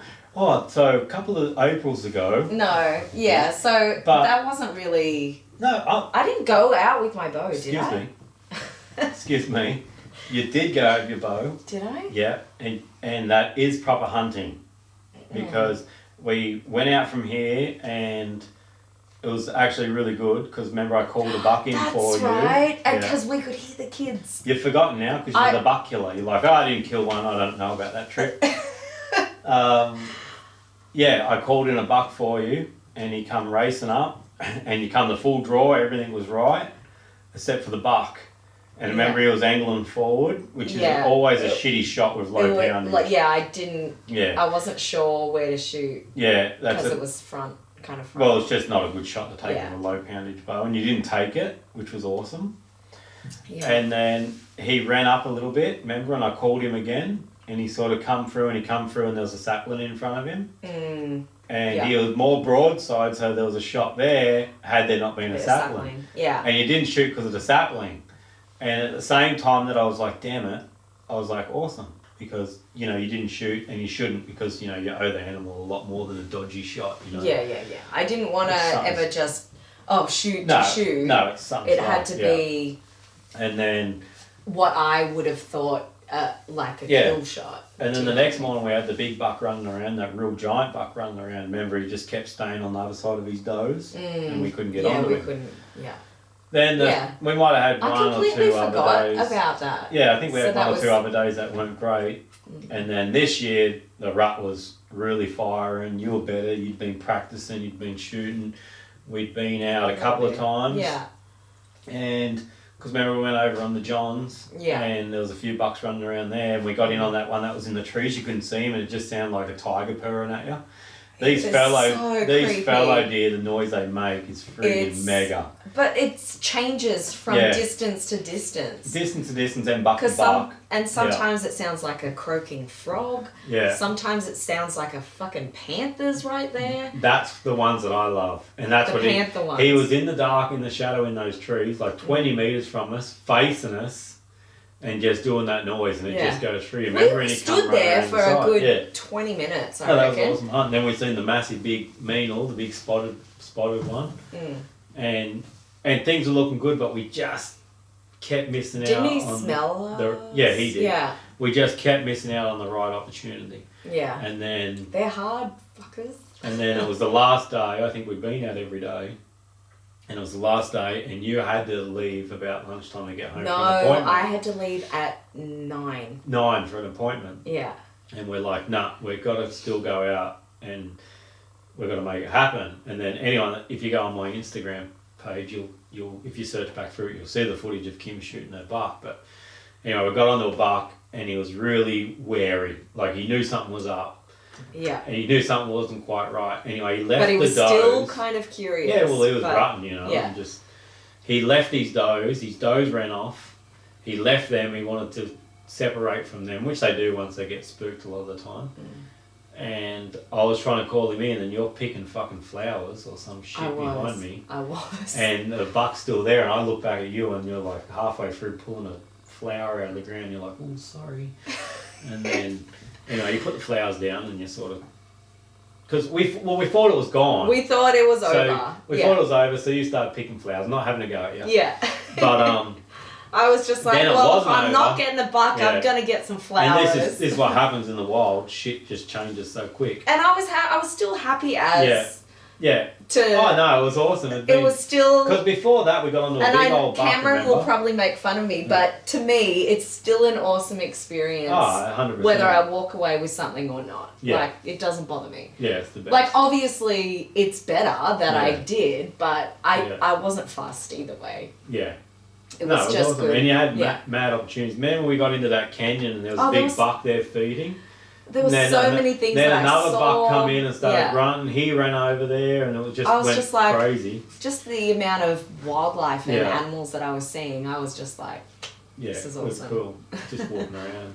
And it was cloudy that morning. Remember there was low cloud? Yeah. When you shot it was overcast. Yeah. Yeah.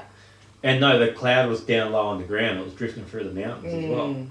Anyway. It was really a lot of moisture was in the air. Yeah.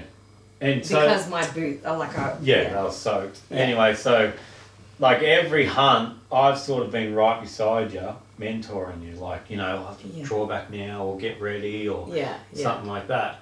Anyway, because we were sort of separated because you're off picking flowers, you know, and I'm sort of still half hunting, looking around, then that buck starts trotting back over. Yeah, and then you're like, oi. And then, anyway, then I couldn't look back at you. I couldn't turn my head or nothing. And I thought I'll just call the buck and see if he comes in. I'm calling.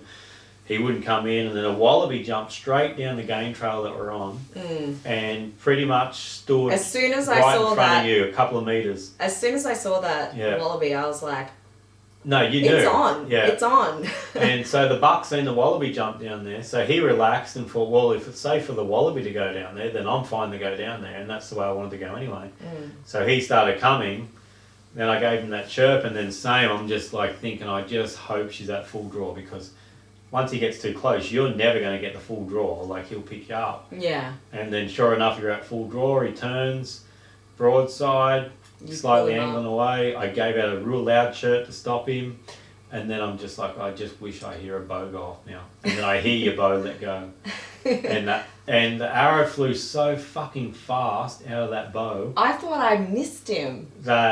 And then I just kept seeing the arrow because I seen the arrow out the other side appear, but I thought I heard it hit him, and then he did that crazy leap and reacted. Because mind you, I'd never seen you kill anything ever. Yeah. I've never seen anyone else kill anything with a bow, like, properly. You might as well have been, you're your own pioneer, because you've never seen anyone do it. What it looks like, what it sounds like, what the animal does, no idea. Yeah. But me, you know, like I've shot a couple hundred of them now, you know the reaction on a heart shot. And the way the buck reacted, you know, and I even said to you, I turned and I'm like, I think that's a heart shot. And I go, no, I missed it. And then he stopped really sick and started wobbling. Like, you know, he put his head down, started wobbling, and then he went to do the big run and just ran around a little circle and dropped you dead. were like, he's doing the death run. I'm like, what the fuck's a death run? You don't know what I'm talking about. And then, just like that, you became a Bowhunter. But isn't that crazy? That it's crazy. And it's weird because I never would have thought ever. Yeah. No, way back when. Never ever would have thought. I never ever would have thought you would have either. But it just goes to show, because I remember the first time we ate venison in the house, I told everyone it was lamb, because I cut the cutlets up so they looked like lamb cutlets. and you and the kids or you and Hunter had eaten it, and then I'm like, well, that's venison, and you just loved it from that day. I think those were the best cutlets I've ever eaten. Yeah, I like planted a seed. Yeah, so, but you know, it's crazy to think, because you know it's mixed emotions as well. Shooting and you'll no doubt agree on that. It's like awesome because you know it's like you just climbed the top of the mountain, you know, figuratively speaking. You just climb your Everest, you know, and you've got it, and you've got your goal, which is you wanted to go out and shoot a buck. So it's like happy days, joyous, but at the same time it's like I just killed an animal, and there's the whole respect side of things, and there's a quiet time, and yeah, it's a beautiful thing. It's mixed emotions. I can't describe it into words because it just seems weird, surreal, never, like not real. Yeah, it never changes. You know, like you hear me say, I've shot a couple of hundred deer, and it sounds a little bit brutish. But every one of them's special. You know, it's not like I just went out and slaughtered 200 deer. Yeah. It's taken me friggin' 20 years to do that. And it's not a numbers game either. I'm not out there going, I need to shoot another deer so I get 200. No, I haven't even kept count. I'm just having a guess. But, I take every one of them seriously, and you will as well. It doesn't matter how many you shoot. Every one of them will still be like the first, where it's like, it's a beautiful thing. So like now that you are a bow hunter and you've been successful, you know, like what are the perks? What are the things that you really love about it? You know, obviously meat, you know, and you love skins, so you know, like they're the given ones. And the antlers. Like, the antlers, like there's all those beautiful things that you get to cherish.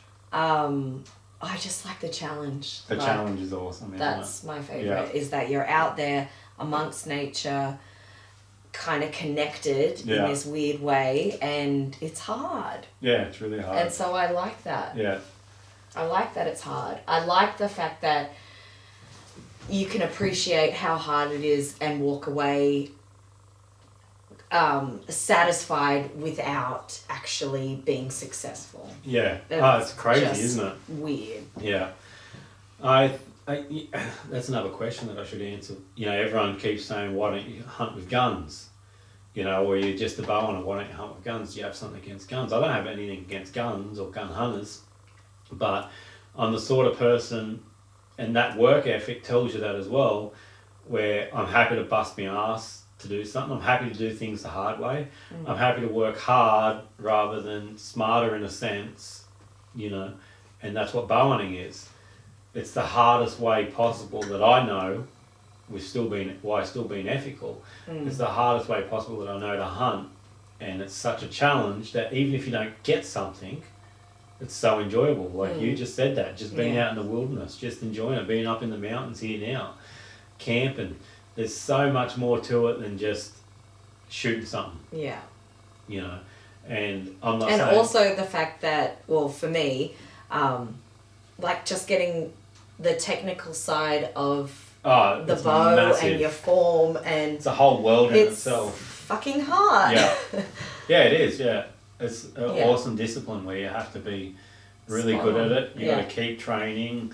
You know, you just It's like, no offense to rifle shooters, but you know. No, that's right. Yeah, I've had the whole. It's different. I'm not saying rifle shooting's a walk in the park every hunt, but you know what might end for them at 100 meters doesn't end for a bow hunter in a lot of situations until 20 or 30 meters, and that's a whole different animal when you're closing the gap under 80, 60, 70 meters. Yeah, well, because they're so switched on. Yeah. Well, most animals Well, especially the deer, they're just awesome. Supersonic. And it's so primitive.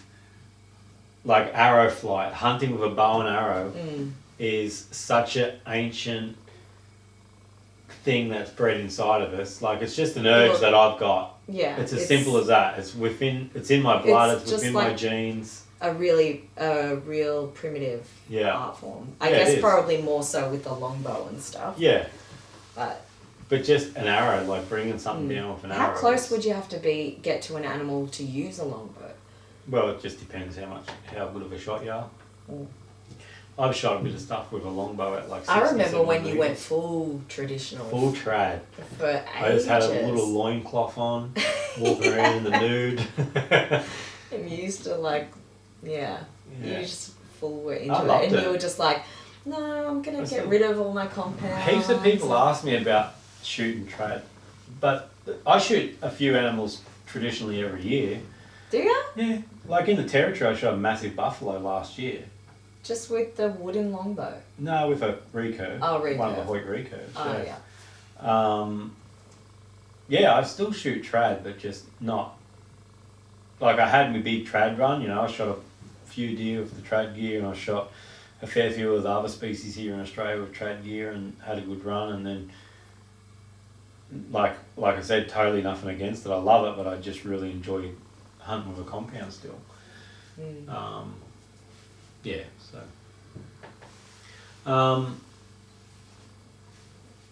Talking, you know, like this has come up a lot in the last, well, it's come up a lot for forever since I've had social media about the negative people that have to jump on there, you know, and they're fucking boom. But, and this sort of stems, I'm just going over things that we've spoken about in the last week, you know, and this stems back to the, you know, I had me a little rant on Instagram about hate, you know, and that I don't hate any person as such. You know, and I just, you know, all the people that talk hate and stuff like that, you know, we, you know, like Rick Crone passed away, and like I woke up in the morning and probably fucking got up on the wrong side of the bed because I was thinking about Rick, and then I was thinking about cancer. I'm like, I fucking hate cancer. And then I started thinking about people that hate on things that really don't deserve to be hated on. No. You know, I'm like, why are these people hating on cancer? Or hating on a pedophile, or hating on rapists? You know, they're things that rightfully deserve hate if you're going to hate on something. Not some other person that's not doing anything wrong. You know, I'm not even necessarily talking about myself. I get my share of hate for, you know, no good reason. I've done nothing wrong, but, you know, and then that got me onto the whole, you know, negative side of social media where someone comments and it, like that their comment can rule your emotions right there and then, you know, and how wrong that is, and you can't let that happen. You know, it's just like no one person can be in control of your emotions for the day because they write something nasty behind a fucking keyboard. And it doesn't even matter. It's so gutless and such a fucking pussy act. Fucking say it to my face. No, exactly, yeah. Like... Or don't, because I don't even want to hear it. Yeah. You know what I mean? They'll get me in more trouble because I'll probably fucking punch you in the face. Exactly. So it's probably a good idea not to say it to my face. But don't say it at all. If you can't say it to my face, don't say it at all.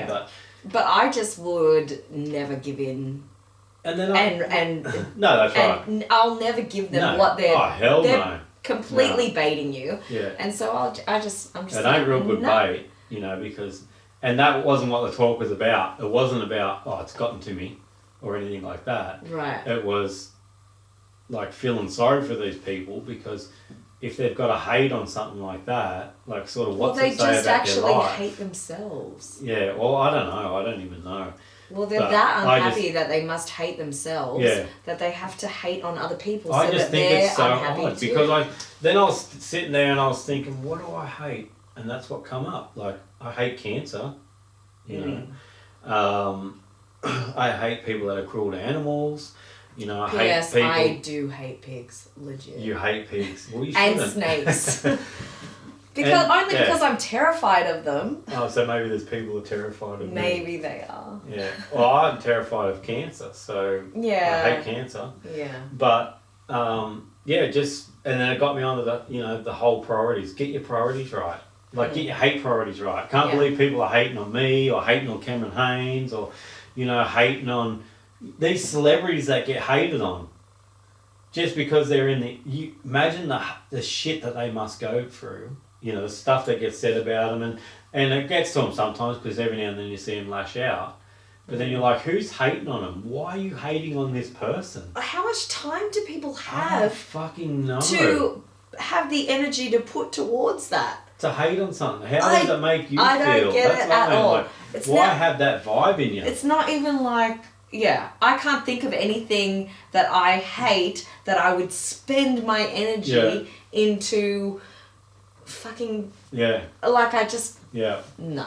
And then, because I don't get hate messages from animal rights people, because I'm all for animal rights as well. You know, maybe these people won't agree, but I'm all for animal rights as well. But I don't get them from these anti-hunters anymore. I don't get any hate. Like I told you, I get vegetarians and vegans are writing me messages saying, you know, I'm no longer a vegan because of your podcast with Joe Rogan, or because of, you know, what you said here, or, you know, I understand hunting better. You know, I'm no longer anti-hunting because I thought hunters were all fucking rednecks, and, you know, you're not, you know, and stuff like that. But the thing is that, you're not. Yeah. But within any group or community, there are fucking idiots. Yeah. But so there's it's not like all bow hunters No, for sure. But there's awesome. There's a massive outlay right now of hunters that aren't rednecks, and we're slowly showing people that, you know, that's not the typical hunter. Well, I think that it's growing. It's growing. It is, for sure. But that's not the typical hunter. That's the stereotype hunter, because that's how they show them in the movies and everything like that. But, you know, it's not like that. And even, like I said, getting messages from, let's just say vegetarians, there's a ton of these ones, vegetarians, but they're still vegetarians, but they're just not against hunting, and they've written that to me. My hate right now comes from other hunters. Yeah, I know. Like, is that fucking insane? Yeah, I know. There's other hunters hating on me. Yeah. Because of whatever. The way that I hunt, because maybe I hunt with this brand of bow, or, you know, because I'm using Yeti coolers and they're not. And then it's just like, what? How? What? I can't understand that. I can't get my head around it, because I've never ever hated on something like that. Well, it's not like... anyone. It doesn't make any sense, because, like you were saying the other day, it would make sense if you had actually done something to piss these people off, and then you could go, oh yeah, that's why they hate me. I wish I did, because then I could understand I fucked up and I did something wrong. And I'm not perfect. I'd admit I fucked up. Yeah. I shouldn't have done that. I'm sorry. I'd be fucking quick to apologise. But you're racking your brain going, what the fuck? What did I do wrong? Yeah. I know. It's insane. Yeah. And then, so weird. So a few people asked me, and there's a segment on this podcast, and we'll get to that in a minute, which is, you know, like, answer the Q&A from Instagram and stuff like that. Yeah. But one of the questions that I get a lot is, how do you deal with the hate? Because I always try and stay positive, or I always do stay positive. And most hate, you can I brush straight past it. I don't know how. Quick. I even have a laugh. I don't even know how you can do it. I'll get a nasty message and I'll be like, oh yeah, cool. And just go straight past it. Or there'll be a nasty comment, you know, I'll be like, yeah, cool. Like, I just don't let it bother me, because I'm not going to let someone try and control how I feel. Well, you're not going to let someone dictate to you how to feel. No. You own your emotions. No, exactly. And, you know, like, I think once upon a time they did, and you'll remember the time when I went for an 8-hour drive and grabbed the bloke by the throat and was going to fucking punch him out, and he was just an absolute keyboard warrior. You know, and then, you know, he's like, no, I didn't say that, you know, fucking, I suck your dick, man. Pretty much. Basically. And, because they're all tough behind a keyboard, or most of the people that mouth off don't even have a profile. Yeah. They mouth off. Or they don't even have a picture. Or it's a private account or whatever, you know, it's like, give me a fucking break. Yeah. And I pick my battles too, because some people can be educated. Someone gets on there and says a smart ass comment, you go back to them and say, look, it's actually not like that, whatever it is, you know, this is it. So you pick your battles. Yeah. So that's my other advice for anyone on Instagram or social media that's getting a heap of shit. Pick your battles. If it's just you can tell that it's just some nutter. Yeah. Just brush straight past it. You can't let that affect your day. I did actually think that a comment on my buck on a photo, which I deleted, it was kind of funny, because they called me how do you sleep at night, you fucking whore, or something like that. You should have said I sleep really good on this deer's skin. Well, I didn't say anything. I just think, oh, well, that's funny, because I'm not a whore, so... Yeah. Yeah, I'll see you Yeah. later. Yeah. Yeah. There was a few of them where they're like, you're a disgusting person killing animals. And then you go on the Instagram and they're fucking eating burger patties. Yeah. You went on the one not long ago. It was some Yeah. fucking fool from England. Yeah, eating a meat pie. Eating a meat pie, but told Kim that whatever because she was... And it wasn't even you that killed a pig. It was... My buddy Lonnie killed a pig and Kim's like, kill them all. Because in I a hate joking them. way because Yeah. she dislikes pigs. And he wrote something to Kim, but didn't write anything to me buddy Lonnie that actually shot the pig. He didn't even post anything. It was a Yeah. private message. A private message to you, Yeah. And then, but he's eating a meat pie. Yeah. Where the fuck do you think the meat come from? Yeah. Idiot. It's just the desensitization that people get when they're buying their stuff because they're just... Exactly. They And don't that's know why I any should different. say They're just... This meat was followers. made of a pig, and the pig was killed on such and such a date. Yeah. He leaves behind 2 brothers and a sister. Like, come on. Yeah, I know. Fucking drives me mad, but Yeah. and like the other thing about Like even before, like talking about social media hate and stuff Yeah. like that, even before I was kind of into hunting and stuff like that, I did get a little bit of hate just for being a female. oh yeah. And just, people saying, oh, anyone can get Botox and fake tits and stuff Yeah. like that. Poor people can't. No, but you know what I mean. It's just like other women hating on other women instead of because they're not happy with themselves or anything like that. So they have the need to tear other people down. I don't even know what the reason is for trying to tear other people down, but it's insane. But But it's didn't you definitely get someone easier to be nastier than it is nice. No, it's not. It's not for us, but for these people, it obviously is. It's actually, it takes so much energy to be a not nice person and a hateful person than it is to just be nice. I don't understand it. I just don't understand The it. energy that you have to put into it. Like, even when you're doing something that doesn't offend people. So, if you're an animal rights person and you go to a hunting page, which I don't know why the fuck you'd do that, to go to hate on someone, well, there's a bit of a reason behind... You can see the reason behind it. They really love animals. We're hunting animals. Right? So there's a reason for a little bit of hate there. Yeah. There shouldn't be, but there is. But when someone just goes out on a limb to hate someone because of whatever, because of the way they look, or and I say this all the time, that everyone's beautiful because everyone's born and made. Yeah. So everyone's beautiful. It doesn't matter what. Maybe their looks don't suit me or you or whatever it is, but everyone's beautiful. There's no doubt about that. When someone becomes ugly is when they fucking go out and say nasty shit like that to someone. Yeah. And then I still can't understand it. I'm sitting here in this podcast right now and it's hurting my brain to think why anyone would be nasty to someone else for no fucking reason. I know. Yeah. It's like, what's the matter with people? Yeah. It's weird. And that's why I just like to be ignorant to a lot of things. Yeah. Let's do these, you got your phone there? We'll do these Instagram the questions. Okay. So, I get hundreds of friggin' messages every week, and I reckon about 90% of them are questions, which is cool, but I just hate not being able to answer the questions. So some of the main questions, I'm going to get on here, but what we'll do each podcast is we'll just pick a few of the questions.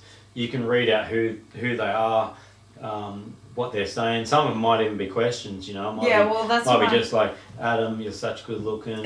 You're such good looking, but you can't actually speak awesome. the English language. Well, this one just says, just wanted to say thanks for responding to me and for taking time to give me tips. I know you're super popular. And must get asked a ton of questions, so it means a lot. I have asked questions or sent messages to all of my favourite hunters, and you are the only one that has ever responded. So for that, thank you. It means more than you know. That's sweet. Yeah, so that was the whole... Like, I read every message that I get, I make myself find the time to read every message that I get, and it's not like I read them and I'm like, yeah, mate, whatever, or anything like that. Trust me, every message and I'm you like, think about it. oh, I'm so thankful. I'm like, when someone's saying like this has affected their life, you know, in a positive way, I mightn't get the time to write, you know, you're a fucking legend. That's exactly what I need to hear. That's why I'm doing this, and because some days I don't get you time to write it. Just give up and be like, fuck, why am I doing this? Yeah. But it's those positive reinforcements go, that's why. Yeah, exactly. But just because I didn't respond to your message doesn't mean I haven't read it, and doesn't mean I don't like it or love it or understand it. So thanks for that. Yeah, cool. Watch you get inundated with like thousands of messages now because everyone's like, fuck, he's gonna read it. I do read he's it. Gonna think about it. At the moment, I read it. I actually said to Kim only a week ago, because I think I've got 56,000 followers now. When it would be nice if it didn't get any bigger. Like, I want it to get bigger because I want more people to experience it, and you know, I want to open the minds to more people to bowhunting and just a positive life and everything like that. But 60,000 people's a nice number because you can read everyone's messages. You know, whereas if it gets too big, I'm not going to have the time to read every message, and that will sort of suck. But anyway, it is what it is. Yeah. Hey Adam, it was a ways back, but on one of your live feeds you spoke of your business that allows you the freedom to do what you do. I was wondering what that business was and how you went about gaining the freedom that you have now to focus on life's more important things. Family, photography, and of course hunting. Thanks man, cheers. And that's from Mainly Adam Outdoors. Ah, cool, good name. Same name. So it's a little bit what we spoke about before. How I got started was I started at the very, very bottom. You know, and that was working for $0 virtually and just struggling and getting by in life, which, you know, there's nothing wrong with that. That's just part of growing up. And then I found my thing. And my thing originally was fencing, because you'd be put on a meter rate for fencing. So let's just take them back. When did you start fencing? I think I was 17, I don't know. Didn't you drop out and work with your dad? No, that was landscaping. Oh, okay. So I dropped out of school. 14 and 9 months is the legal age you can drop out of school in Australia. And I dropped out at 14 and 2 months, and then I had to get every teacher to sign off on a thing to legally be able to leave school. So what grade year is that? Year 9. Year 9, yeah. Yeah, and then... so turning 15. Yeah, I was turning 15 and went straight into work with my father, which most people will know I didn't have much of a relationship with my dad. But it was a time when mum and dad were trying to get back together in life, and I went out and worked with dad. And then I ended up leaving working with dad and going with a landscape company, and it was the same. It paid bugger all. It might have been $250 a week, but at least it was money. And to a kid, that's exactly. And then I was learning, and I actually got a really good job doing like metalworks and things like that, which paid really good, like $1,700 a week. Oh, and I was still that was before I fucking knew. Yeah, I know, you missed out. $700 a week. I blew all my money on guns and fucking camping gear. And shouting everyone to Macca's every day. Yeah, everyone, the movies and everything. But anyway, then that job ended and I went back to shit money. And it was in the building industry. And then, fencing. I started doing fencing. And it was all palings and stuff like that. And like residential stuff. Residential stuff, yeah.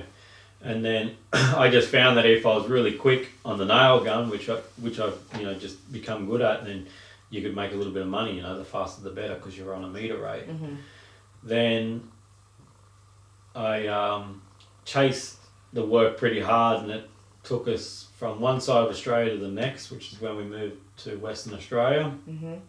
And we moved up to Carafa in remote WA. And up in Carafa. Worked for other companies, never really got anywhere in life, but just got to pay the bills and live paycheck to paycheck. Then I just started my own business. It was. I like how a few quickly that years. sounded. Yeah, I wish I it know. went that fucking quick. No, it didn't. My gosh, there was some struggle in between. Yeah. But It was just getting there. Yeah. Like, it's just work. I'll tell you what it was. I worked for a big construction company, and they got a contractor that came in. And I remember seeing the business owner, his name was Drew actually, and really nice guy. And for every 2 employees that he had under him, he made his own wage without working. Oh.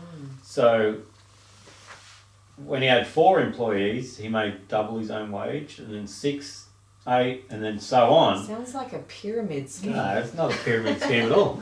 It's you'll charge labour hire, like he was charging labour out. Right. And let's just say he was paying the guys. He was probably paying them pretty good for then. He was probably paying them $25 each, but charging them out at $50. Yeah. Oh, and okay. then So he's small making business, so not massive overheads and things like that. So I money. don't know. By the time he talked super and tax and stuff like that, he was making good money. Yeah. And then when I started my own business, that's basically what it was. It was just you were just paying for the guy's time, and then that was a really nice, safe way to start the business as well, because you couldn't have a loss. If the guys worked 6 hours, you paid them for 6 hours and you charged out 6 hours. You know, so you couldn't have a loss. And then you know what it was like. I'd work till 2 in the morning if I had to, and then I was sort of doing the job of 4 people. While the business was growing, and then researching and trying to grow it bigger and bigger, and just... And then all the time that you were away growing the business and working, we had just bought our first house. Yeah. I was pregnant with Aaliyah. That's right. And I was really sick, actually. So I had the 2 boys young. Like, Noah was a baby. Yeah. Or a toddler. And Hunter was just a young kid going to preschool. And I was pregnant with Aaliyah, and so when you would get home, and because we just bought our first house, it was a piece of shit, and we were fixing it up. So the whole time when you're at home for those 7 days, instead of spending time with us, which it sucked, like we got to see you, but you just flogged your guts out and worked on the house, like for those 7 days, and then you fucked off to work again. That's exactly and the sort of sacrifice that I was saying. So I built my own business up, and then, and by no means would it run itself. I had to be there for pretty much every part of it. And the whole idea, because I'd go away on hunting trips, and if I was away, there was no income. So if I went away on a 7-day hunting trip, that was 7 days without any income. Yeah. And then the whole idea was trying to make family life more comfortable, because I love hunting so much and going away and, you know, being out in the bush, was you needed to establish a big enough business that it would either run itself, or you could get someone else in there to run it for you. And that's what I pushed for many years. And then I end up, now it's a full construction business. It doesn't just do fencing, it does fencing and landscaping and concreting and civil works and everything. And my best friend, the WOG, the pig attractant, Antonio, the fellow that got attacked by those pigs, now manages my business and does a really good job at it, and it allows me to be able to walk away from it. And it makes good money. I still sacrifice even in the business, because if I'm there myself, it usually makes even better money. But it's not all about money and work. So I step away from it, and it makes good coin without me there. So is that question answered? Man, we take a long time to answer. It is a big question to it is a big question to answer, though. I should say that, like, some people will never ever have that, though, because business is hard.